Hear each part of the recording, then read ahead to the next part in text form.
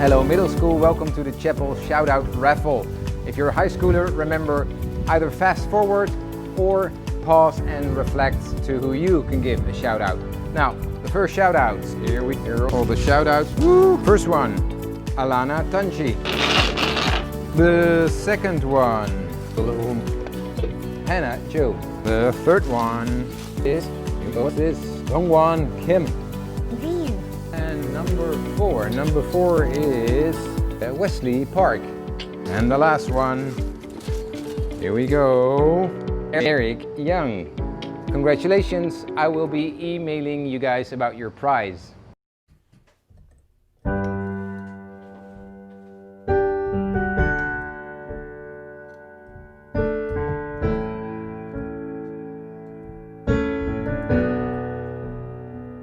You are here, moving in our midst. I worship you, I worship you. You are here, working in this place. I worship you, I worship you. You are here, moving in our midst. I worship you, I worship you.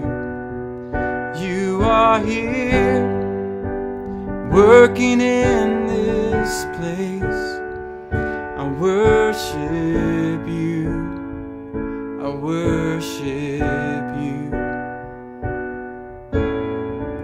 Waymaker, miracle worker, promise keeper, light in the darkness, my God, that is who you are. Waymaker, miracle worker, promise keeper, light in the darkness, my God, that is who you are. You are here, touching every heart. I worship you, I worship you. You are here, healing every heart. I worship you, I worship you. You are here, turning lives around. I worship you, I worship you. You are here, mending every heart. I worship you, I worship you. Even when I don't see it, you're working. Even when I don't feel it, you're working. You never stop, you never stop working. You never stop, you never stop working. Even when I don't see it, you're working. Even when I don't feel it, you're working. You never stop, you never stop working. You never stop, you never stop working. Even when I don't see it, you're working. Even when I don't feel it, you're working. You never stop, you never stop working. You never stop, you never stop working. Even when I don't see it, you're working. Even when I don't feel it, you're working. You never stop, you never stop working. You never stop, you never stop working. Waymaker, miracle worker, promise keeper, light in the darkness, my God, that is who you are. Waymaker, miracle worker, promise keeper, light in the darkness, my God, that is who you are. Waymaker, miracle worker, promise keeper, light in the darkness, my God, that is who you are.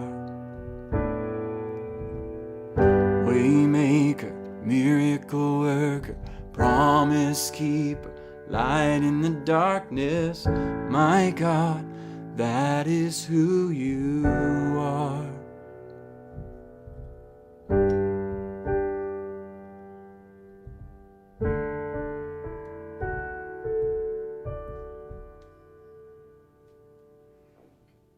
Hey Faith Academy, welcome to chapel for the second time this semester. It is October 2nd. So happy you could tune in.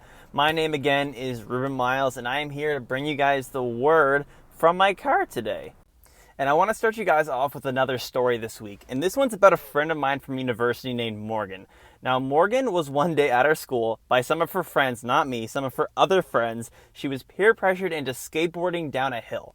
Now, Morgan is not the type to go skateboarding. Morgan is not good at it. She is not balanced. It is all around just not her thing. But with enough people egging her on, she agreed to try to skateboarding down this hill.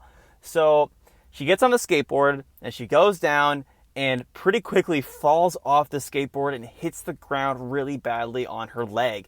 And not only did she hit the ground hard, but she also broke her femur. Now, if you don't know what a femur is, it is actually the biggest bone in your body. It's the bone that goes from your hip to your knee, that giant bone in your leg. So breaking it is a huge deal, and Morgan had to be rushed to the hospital right away. And actually, because the story I'm telling involves a hospital, I thought it might be fun to take you guys to the hospital Morgan actually ended up at. This is the Fredericton Regional Hospital. It's actually the hospital I was born at, fun fact. This is the hospital Morgan spent over 2 weeks in, and something really, really amazing happened to her while she was here. You see, while Morgan was here, she had to spend several weeks going through surgery and rehabilitation for her leg, all this time in bed. But the amazing thing was, despite how awful it was and all the treatments she had to go through and all these awful things, Morgan will tell you today that she was actually happy that she broke her leg. And you might be thinking, how is that possible? How could you be happy to break the biggest bone in your body and to go through all that pain and suffering, miss all that school and all those difficulties? Well, she said afterwards the reason why she was happy about this was because of what it caused to happen with her family and friends who visited her. You see, because of this injury that happened to her, Morgan's family actually were all visiting her all the time and kept coming and coming, and she got to see her family a lot because of it. And not only did she get to see her family, but her family members who were not very close at the time were able to see each other. And all of a sudden, her family members became closer. Her parents who were divorced became close again, and they became friends again. And a lot of other people who Morgan had not seen in a while started visiting her and praying for her and spending time with her. And she gained a lot of more closer relationships from this, and so much good ended up coming from this horrible, bad injury. And she will tell you today that this was only possible because of the prayers people had over her family, and over her life during this difficult time. Because she and other people who cared about her prayed for her in her situation, God turned that one that was awful, this terrible situation that was objectively hard, into something good that she was actually happy in the end that happened. Because the truth is, bad things happen to everybody. Sometimes, yes, there are faults, like agreeing to go on a skateboard down a hill, but other times they happen through no fault of our own. Sometimes bad things just happen. But the beautiful thing is how God can work with a bad thing and turn it into a good one. It is beautiful how God can turn our awful situations and bring something that we never thought was going to be possible from it, and sometimes even make us happy that it happened in the first place. So today, that's what I'm going to be talking to you guys about. I'm going to be talking about how God can bring beauty from ashes. The scripture we're going to be looking at today comes from Isaiah 61 verses 1 to 3, and I'll be reading in the New Living Translation. The Spirit of the Lord is upon me, for the Lord has anointed me to bring good news to the poor. He has sent me to comfort the brokenhearted, and to proclaim that captives will be released and prisoners will be freed. He has sent me to tell those who mourn that the time of the Lord's favor has come, and with it the day of God's anger against their enemies. To all who mourn in Israel, He will give a crown of beauty for ashes, a joyous blessing instead of mourning, festive praise instead of despair. In their righteousness, they will be like great oaks, the Lord has planted for his own glory. So to give a bit of context for this verse too, the Israelites leading up to this had been heavily persecuted for years and years. We talked about last week how they were taken out of Egypt, they were in slavery for a long time, but after that they went through 40 years of exile in the desert. They were beaten over by other peoples, they were enslaved, they were taken captive. The Israelites had so much going wrong for them. So here in this verse is this prophet trying to give these people some hope. And this prophet was doing this by telling them that God is not just going to take away your sorrows, he's actually going to replace them with joy. And you see, this is the verse where the famous saying, God brings beauty from ashes, comes from. It is from this scripture. We hear it all the time in worship songs. We hear it from sermons. We hear people just talk about it. But the thing is, saying God brings beauty from ashes, which is super true, doesn't actually tell the full story here. Because when we hear the phrase, God brings beauty from ashes, we're thinking, okay, so God brings things out of things that are destroyed or broken. Ashes represents broken things, right? Well, actually, no. In this scripture, when it's saying ashes, it's actually referring to the ashes that Israelites and other people at the time would put on their heads as a practice or a ceremony of mourning. So what people would do is when they were upset, they experienced a major loss or something bad happened to them, they would actually place ashes on their head. And in the scripture, this prophet is saying, God is going to take these ashes off your head, your mourning. He's going to take these ashes from you, and he's going to replace them with a crown. And the key here as well is that it says that God actually gives a crown for ashes. It doesn't say he turns a crown out of them, it says he gives them for it. So the key here is that this is an exchange. When we give God our ashes, he returns to us a crown. So in other words, when we give up our sorrows, our rough situations, our sadness to God, he returns those to us as a good thing. He returns to us joy, happiness, good circumstances, reconciliation. That is what God does. So that's the first point we're going to be looking at today.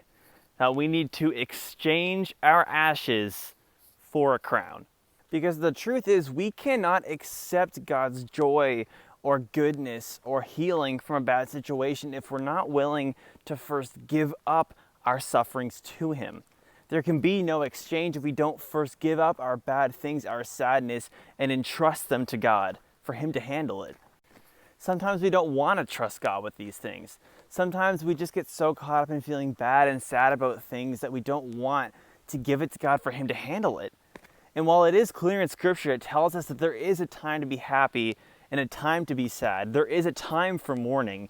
When any bad thing happens, there is a time to grieve and be upset about it and have ashes on our head. But the key here is that we need to know when it's time to exchange our ashes, give them to God so he can return us a crown. You see, I actually remember a story that reminds me of this kind of situation. Back when I was about 7 or 8 years old, I remember our family lost our dog. And I was so upset. We had him for years and I was so sad. I remember I cried and cried and cried for days on end. It was 3 or 4 days. I wasn't able to do my homework. I wasn't talking to my friends. I was just laying on the ground, laying on a couch, laying in my bed, doing nothing but sobbing and just feeling sorry for myself all the time. And while of course it was good to mourn something that made me sad at first, there came a point where I needed to start getting over that.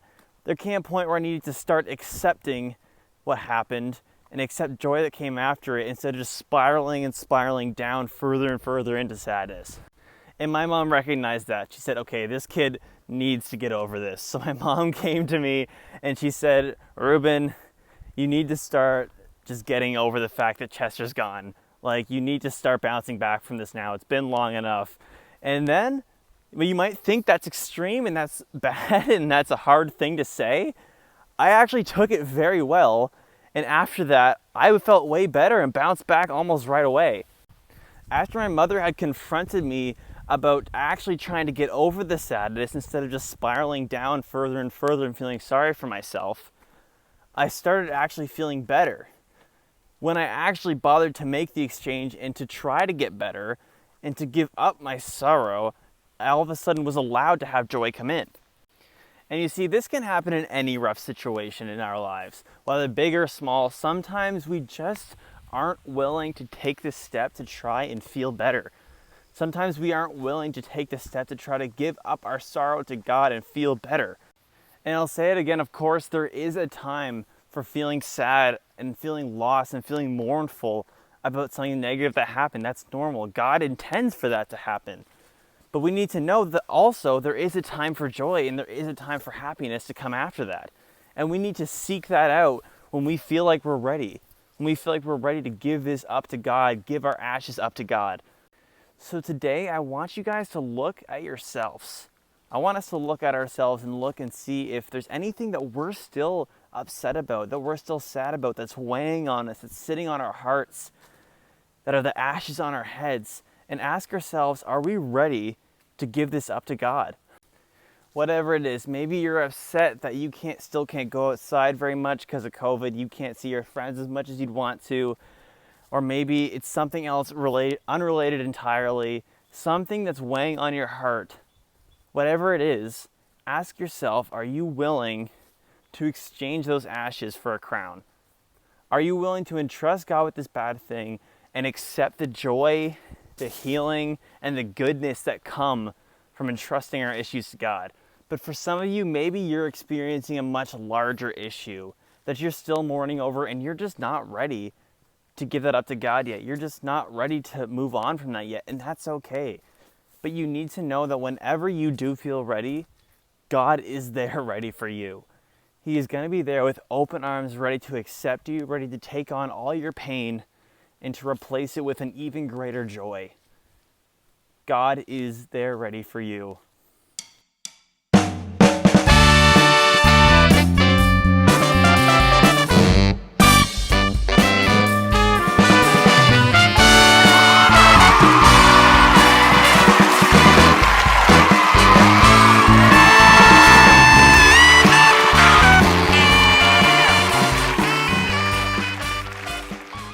Welcome back, everybody, to Side Rant with Mr. Miles, where I answer all the questions you've asked your homeroom leaders throughout the week. This week, our question is, thank you so much, Mrs. Miles.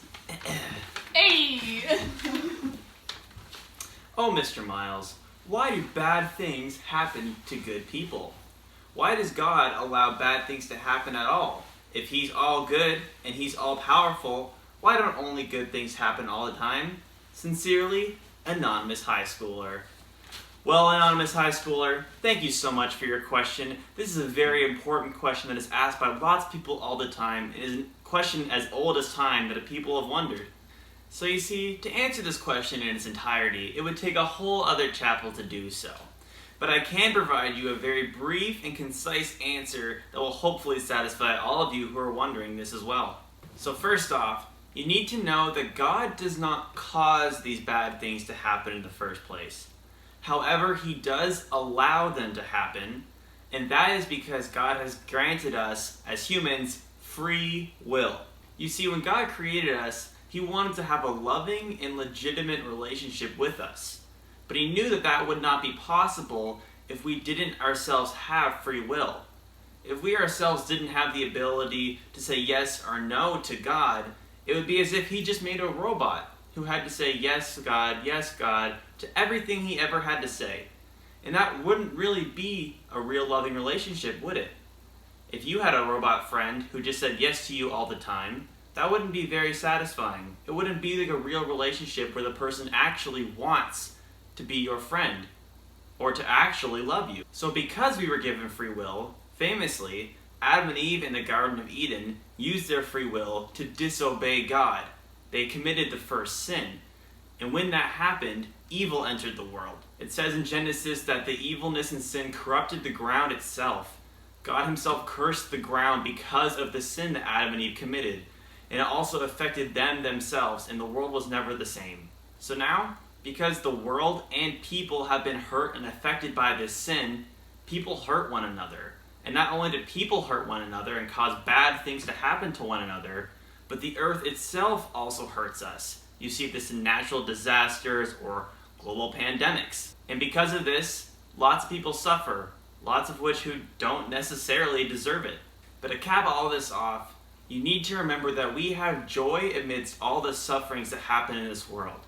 And no matter what bad things the world or other people can throw at us, whether or not we deserve to have these things happen, we have hope in the eternity that we have waiting for us afterwards. We have hope in what Jesus Christ did for us, and we know that this life and all the sufferings that might come with it is only a blink of an eye in the scope of eternity afterwards. Thank you all so much for coming to Side Rant with Mr. Miles. I'll see you all again next week. So to sum it all up again, God is ready when we are to take on all our sorrows and replace them with a greater joy. There is nothing too big or too small for him to handle. And again, not only will he take our issues away, but he will replace them with a greater joy that we never thought possible. So today, again, look at yourselves. Is there anything you're still holding on to? Because there can be no joy to come from any bad situation if we're not first willing to give it up, if we're not willing to make that exchange. These could be things you've been holding on for years, maybe, for so long, and you just came to accept that nothing would ever change, but don't fall for that lie. Know that God is always there for healing. God is one who heals all wounds. And while time, of course, is an important aspect of us getting over bad things, the true closure we need comes when we give it up to God. And also, maybe the person suffering isn't you. Maybe the person suffering is a family member or a close friend who just really has been struggling with something for so long, but you can still help. You can still pray for that person and help them reach the point where they can give their issue up to God. Prayer is such an powerful and important tool that people need all the time. So please, don't hesitate to pray for these people, because you can be the difference maker that can result in these people finally experiencing the healing and joy that can come from these awful situations. And even after all this, you might still be thinking, Ruben, you don't understand my situation. You don't understand how hard it is to deal with what I'm dealing with and to just simply give it up to God and to simply find healing and to expect things to get better after all of these awful things have happened. And what I would say to you is, you're 100% right. I don't understand your situation whatsoever. I don't know what it's like to go through what you've gone through. I don't know at all. But what I'm here to tell you is that God does understand what you're going through. God does know how it feels to go what you're going through. Jesus bore every amount of pain we could ever imagine. Jesus came here in the flesh and died the most horrible death so that the greatest thing in all of history could come out of it. Jesus died and experienced all that pain so we could experience all the goodness that came after it. You don't want to believe in beauty from ashes? That's the best example of it. The greatest thing in history came from the worst thing in history. So don't you for a second think that your situation can't be reconciled. Don't you for a second think that you can't give your ashes to Jesus for him to return to you for a greater crown. It is always possible. It does not matter how hard it is to believe, because it is true. And I'm here to testify that to you today. Because again, just like my friend Morgan at this very hospital, had she and had her friends not prayed to God to help her during that difficult time, she would not have seen the amazing things that came after her injury. And she would not have grown in her family and her friendships had she not given up her sorrows and exchanged them for the crown that God had for her afterwards. Thank you guys so much for listening to my message this week, and I hope to see you again next time.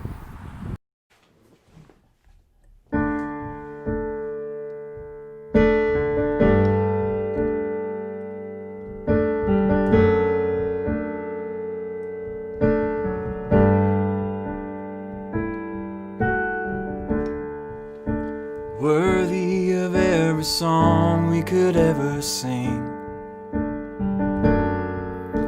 worthy of every praise we could ever bring, worthy of every breath we could ever breathe. We live for you.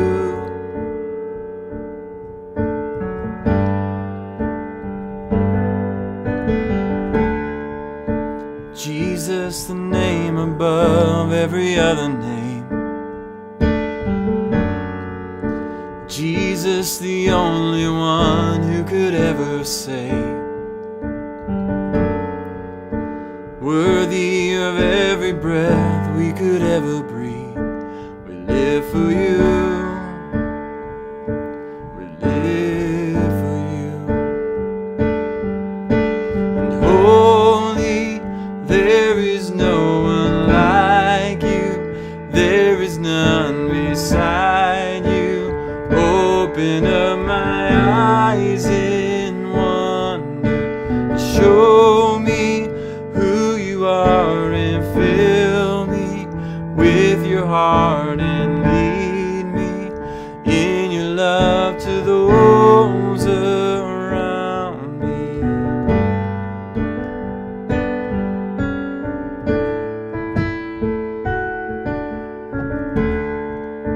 Worthy of every song we could ever sing. Worthy of every breath we could ever breathe.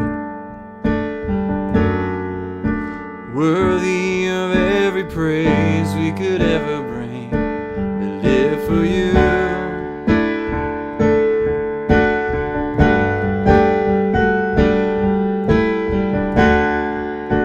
Jesus, the name above every other name. Jesus, the only one who could ever save. Worthy of every breath we could ever breathe. We live for you.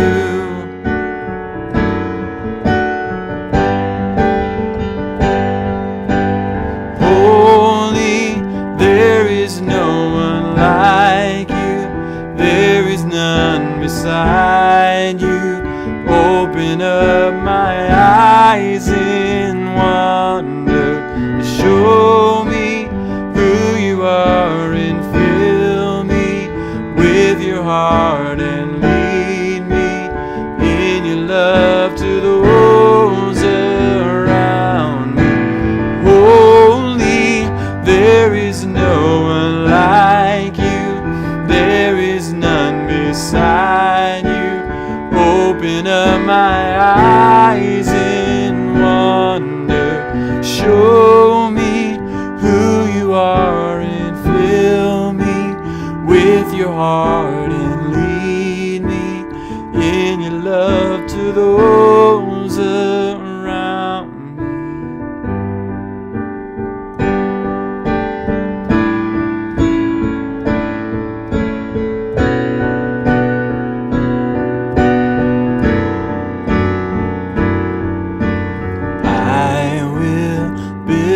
My life upon your love.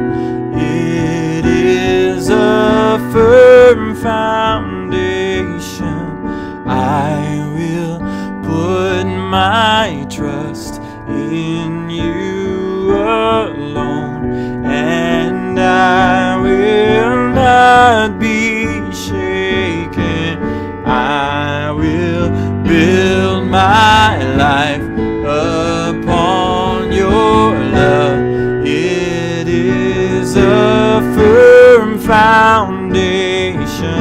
I will put my trust in you alone, and I will not be shaken. Holy, there is no one like you. There is none beside you. Open up my eyes in wonder. Show me who you are and fill me with your heart and lead me in your love to those around me.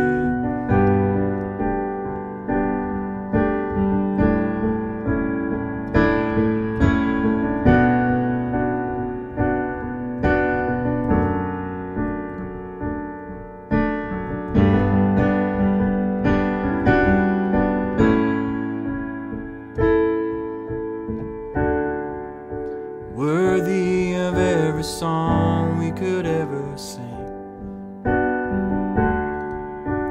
worthy of every praise we could ever bring, worthy of every breath we could ever breathe. We live for you.